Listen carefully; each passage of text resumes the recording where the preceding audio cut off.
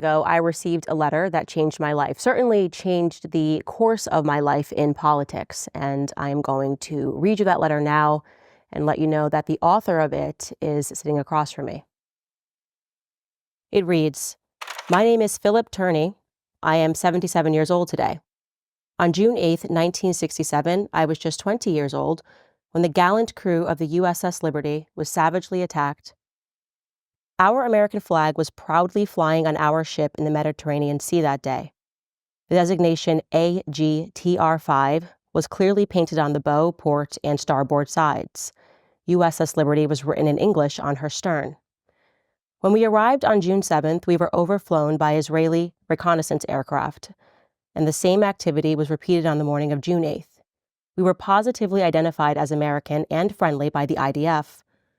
We had requested a destroyer escort long before we entered the Mediterranean, but we were denied twice.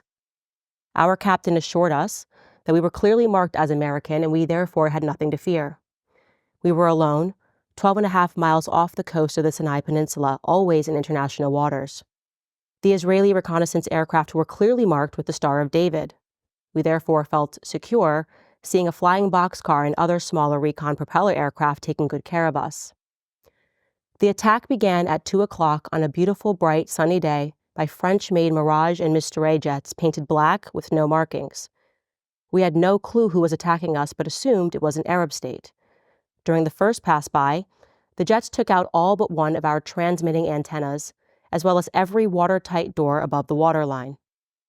The air attack lasted about 25 minutes, killing and maiming our firefighters and any sailor who moved. Our radio man took one antenna offline, so it wasn't transmitting and wasn't hit. He ran a long wire to it, and the SOS went out to the 6th Fleet. It was even picked up as far away as Vietnam. Rockstar, Rockstar, under attack by an unknown jet aircraft. Help us, help us. Captain Tully, skipper of the USS Saratoga, sent jets to come to our aid. Before the jets hit the horizon, they were recalled by Secretary of Defense Robert McNamara. Captain Engen of the USS America and Tully relaunched more aircraft to aid us.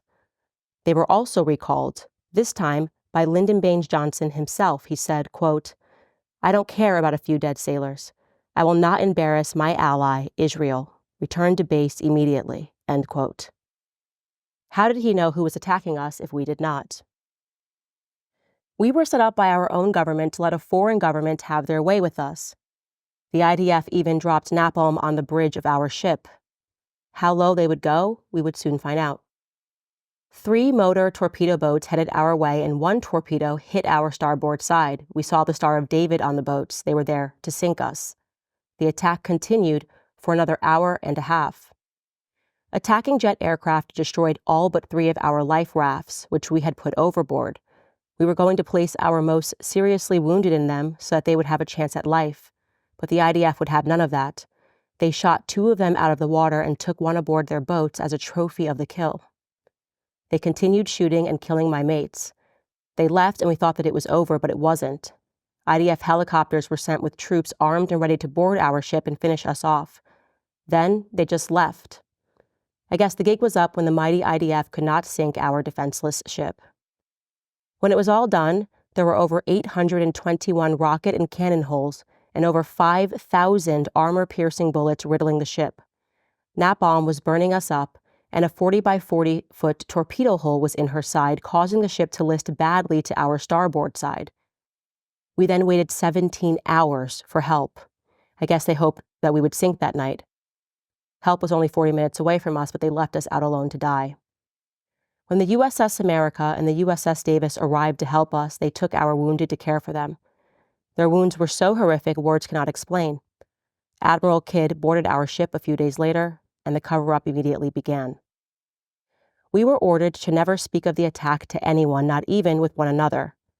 Penalties would be fines, imprisonment, or worse, and we all knew that worse meant death.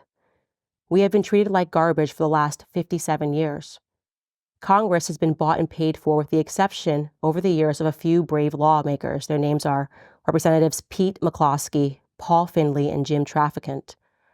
As the courageous Rep. Thomas Massey has noted, all Republican members of Congress except for him have AIPAC handlers. We can assume this is also true of nearly all Democrats. We are the most decorated ship in naval history for a single engagement. I believe God saved us that day to allow us to communicate the truth of this attack to leaders like you. We give all power to Jesus Christ. We are just his servants that horrible day and now. The USS Liberty survivors are the biggest whistleblowers this country has ever seen. We have been smeared as anti-Semitic, Jew haters, and Nazis. Our only sin is that we survived. We didn't kill anyone. Israel did all the murdering that day, and the U.S. government did all the covering up.